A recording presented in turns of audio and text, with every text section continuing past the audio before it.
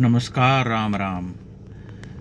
कविता वाचन की श्रृंखला को आगे बढ़ाते हुए आज मैं जयशंकर प्रसाद की अमर कृति कामायनी का एक हिस्सा पढ़ना चाहता हूँ। कामायनी किसी परिचय की मांग नहीं करती है और बहुत पहले से और अब तो लगभग यह स्थापित सत्य है कि न केवल हिंदी साहित्य बल्कि आधुनिक भारतीय भाषा साहित्य की अनूठी और अद्वितीय कृति कामायनी है।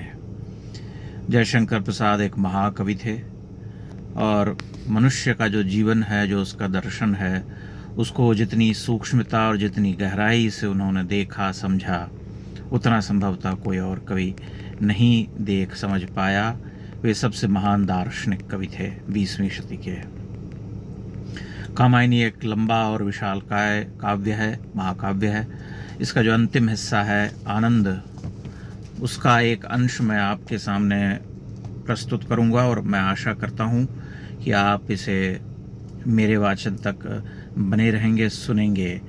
यह जो अंश है इसमें इड़ा जो है अंततः मनु और श्रद्धा के पास जा रही होती हैं, तब यह जो काव्य है उसका उस क्षण का चित्रण करता है। आप इसे मेरे साथ रह करके सुने।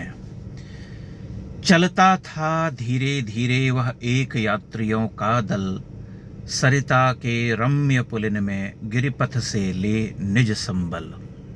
था सोमलता से आवृत वृषधवल धर्म का प्रतिनिधि, घंटा बजता तालों में उसकी थी मंथर गतिविधि। वृषरज्जु वाम कर में था दक्षिण त्रिशूल से शोभित, मानव था साथ उसी के मुख पर था तेज अपरिमित।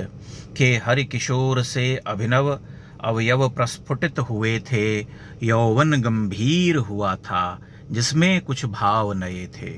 चल रही इड़ा भी वृष के दूसरे पार्श्व में नीरव, गैरिक वसना संध्यासी जिसके चुप थे सब कलरव। उल्लास रहा युवकों का, शिशुगण का था मृदु कल कल, महिला मंगल गानों से मुखरित था वह यात्री दल। चमरों पर बोझ लदे थे वे चलते थे मिल अविरल, कुछ शिशु भी बैठ उन्हीं पर अपने ही बने कुतूहल। माताएं पकड़े उनको बातें थीं करती जाती, हम कहाँ चल रहे यह सब उनको विधिवत समझाती। कह रहा एक था तू तो कब से ही सुना रही है, अब आ पहुँची लो देखो आगे वह भूमि यही है। पर बढ़ती ही चलती है रुकने का नाम नहीं है, वह तीर्थ कहाँ है कह तो जिसके हित दौड़ रही है।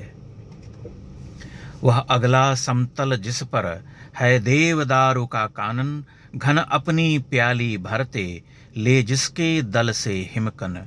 हाँ इसी ढालवें को जब बस सहज उतर जावें हम, फिर सम्मुख तीर्थ मिलेगा वह अति उज्ज्वल पावनतम। वह इड़ा समीप पहुंचकर बोला उसको रुकने को, बालक था मचल गया था कुछ और कथा सुनने को। वह अपलक लोचन अपने पादाग्र विलोकन करती, पथ प्रदर्शिका सी चलती धीरे धीरे डग भरती। बोली हम जहाँ चले हैं वह है जगती का पावन, साधना प्रदेश किसी का शीतल अति शांत तपोवन। कैसा क्यों शांत तपोवन विस्तृत क्यों नहीं बताती। बालक ने कहा इड़ा से, वह बोली कुछ सकुचाती। सुनती हूँ एक मनस्वी था वहाँ एक दिन आया, वह जगती की ज्वाला से अति विकल रहा झुलसाया। उसकी वह जलन भयानक फैली गिरि अंचल में, फिर दावाग्नि प्रखर लपटों ने कर दिया सघन वन अस्थिर। थी अर्धांगिनी उसी की जो उसे खोजती आई, यह दशा देख करुणा की वर्षा दृग में भर लाई। वरदान बने फिर उसके आंसू करते जगमंगल, सब ताप शांत होकर वन हो गया हरित सुख शीतल। गिर निर्झर चले उछलते छाई फिर से हरियाली, सूखे तरु कुछ मुस्काए फूटी पल्लव में लाली। वे युगल वहीं अब बैठे, संस्कृति की सेवा करते, संतोष और सुख देकर सबकी दुख ज्वाला हरते। है वहाँ महाहृद निर्मल, जो मन की प्यास बुझाता, मानस उसको कहते हैं, सुख पाता जो है जाता। तो यह वृक्ष क्यों तू यों ही, तो यह वृक्ष क्यों तू यों ही वैसे ही चला रही है, क्यों बैठ न जाती इस पर अपने को थका रही है।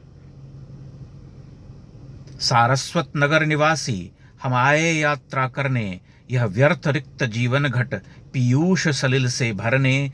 इस वृषभ धर्म प्रतिनिधि को उत्सर्ग करेंगे जाकर, चिरमुक्त रहे यह निर्भय स्वच्छंद सदा सुख पाकर। सब संभल गए थे आगे, थी कुछ नीची उतराई, जिस समतल घाटी में वह थी हरियाली सी छाई। श्रमताप और पथ पीड़ा क्षण भर में थे अंतर्हित, सामने विराट धवल नग अपनी महिमा से विलसित। उसकी तलहटी मनोहर श्याम तृण विरुद्ध वाली, नव कुंज गुहा गृह सुंदर हृदय से भर रही निराली।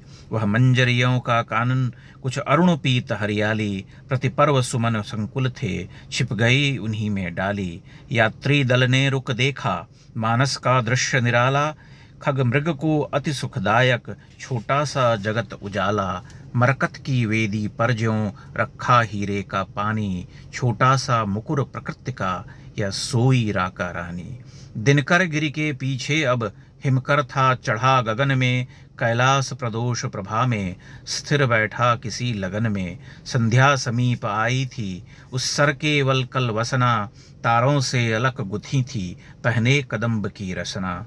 खगकुल किलकार रहे थे कलहंस कर रहे कलरव, किन्नरियां बनी प्रतिध्वनि लेती थीं ताने अभिनव। मनु बैठे ध्यान निरत थे उस निर्मल मानस तट में, सुमनों की अंजलि भरकर श्रद्धा थी खड़ी निकट में। श्रद्धा ने सुमन बिखेरा शत शत मधुपों का गुंजन, भर उठा मनोहर नभ में मधु तन्मय बैठे उन्मन। पहचान लिया था सबने फिर कैसे अब वे रुकते, वह देव द्वंद्व द्युतिमय था फिर क्यों न प्रणति में झुकते।